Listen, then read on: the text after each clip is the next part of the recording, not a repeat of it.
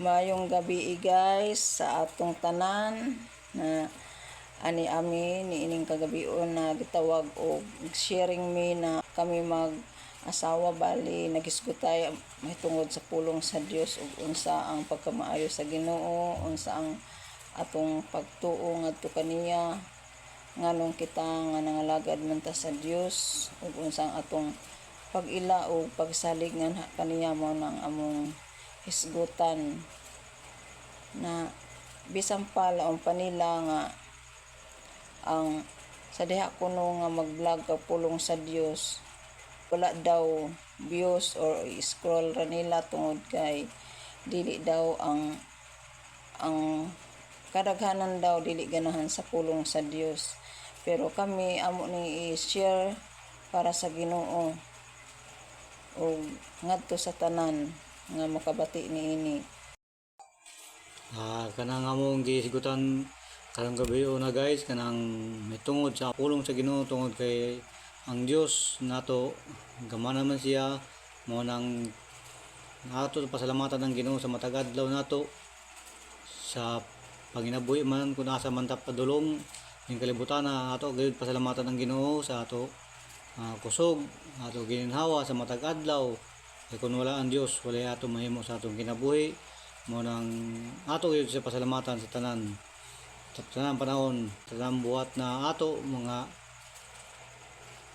atong mga panginahanglan sa matag adlaw siya gyud provide kanatong tanan kay ang tao gyud nakinahanglan gyud ang pulong sa Ginoo kay kita sa matag adlaw sa atong panginabuhi man ta samanta sa atong mga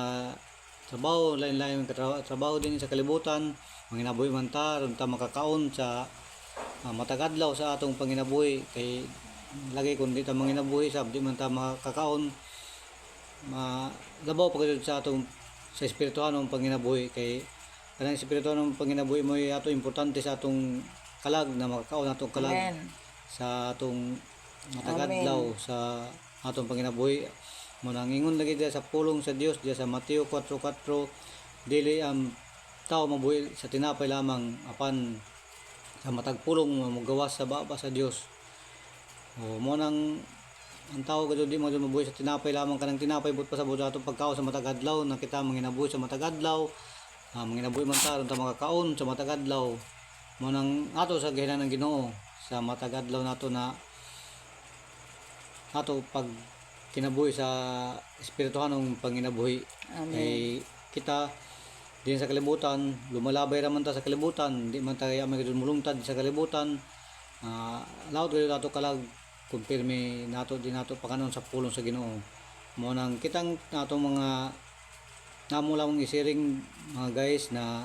kung sa gadud ang Ginoo sa ato amo kinabuhi na kami na nangalagad sa Ginoo dago gadud na katuyo kinabuhi mo nang ingon lagi sa pulong sa Dios na may ingon diya sa katrabaho man lang ta sa unong kadlaw apan ang ikapito kadlaw mo ipapahulay mo ato gamiton sa pagsimba pagpangalagad sa Ginoo kay may gihatag sa Ginoo kanato na kanang iyang pulong na atong mabati sa matag adlaw kay ang atong mga pulong sa Ginoo di gayud makawang kay maginapamantan ning kalibutan na kinahanglan di nato sa likoy ang pulong sa Ginoo kinahanglan nato gayud buhaton sa matag adlaw kay mao nang atong Dios na dili gayud kun sa manggaling nga nato mga kinahanglan sa matag adlaw siya gayud provide kanato sa kalisud man kung sa may mga long tan di nata gayud